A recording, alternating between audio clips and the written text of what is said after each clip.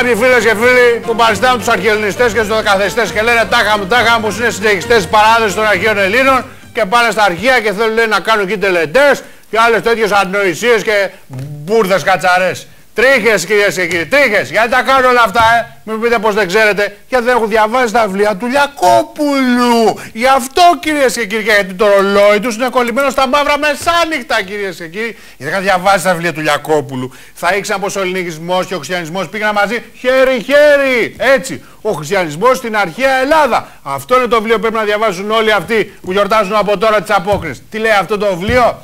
Πως αυτά που μας μαθαίνουν για 12 θεούς είναι κουραφέξαλα, κυρίες και κύριοι. Σε ένα θεό πίστευαν οι αρχαίοι Έλληνες, σε ένα και μοναδικό. Σε ποιον? Εσείς σε ποιον λέτε? Στο Βούδα ή μήπως στο Μωάμεθ? Στο χριστιανικό θεό ρε πίστευα ρε φίλες και φίλοι, και κάποιος θα πει τι λέει ρε Λιακόπουλε, τι Λιακοπουλιές μας λες. Σιγά πει γιόρταζα και το Πάσχα και θα σου πω εγώ και το Πάσχα γιόρταζα και τα Χριστούγεννα γιόρταζα και μάλιστα πήρε ακόμα να γεννηθεί ο Χριστός. Βέβαια, τόσο μπροστά ήταν κυρίες και κύριοι. Ο χριστιανισμός στην αρχαία Ελλάδα, φίλες και φίλοι, με 17 ευρώ αγοράζετε βιβλίο 645 σελίδων, κοντά μισό κιλό. Μόνο 17 ευρώ. Και μαζί παίρνετε και το Κατημά, το εξής βιβλίο, το φαινόμενο του θερμοκηπίου και η συνωμοσία των Σιωνιστών. 278 σελίδες, συν μία που είναι σταυρόλεξο σκανδιναβικό και εκεί. Ακόμη, η γνωστή Άγνωση και το άστρο του Δαβίδ, 429 σελίδες και στο τέλος παιχνίδι Σουντόκου.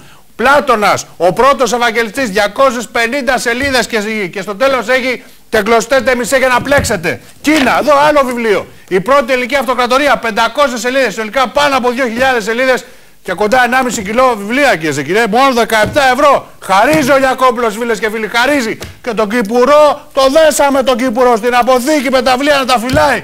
Και καλά, ρε Λιακόπουλε, θα πείτε, τόσο large είσαι και χαρίζει. Ούτε large είμαι, ούτε medium, ούτε small είμαι, φίλες και φίλοι. Είμαι Έλληνας με συνείδηση και θέλω να βλέπω γύρω μου και άλλους Έλληνες με συνείδηση. 1,5 κιλό βιβλία, μόνο 17 ευρώ. Πάρτε τώρα τηλέφωνο για τέτοια ευκαιρία, δεν θα σας ξανατύχει. Και άμα πάρει κανένας το δεκαδιστής, να ξέρει πως του τα κάνω δώρο. Μπας και ξεστραβωθεί και πάψει να φοράει σεντόνια και σανδάλια στο καταχύμωνο, φίλες και φίλοι. Ναι.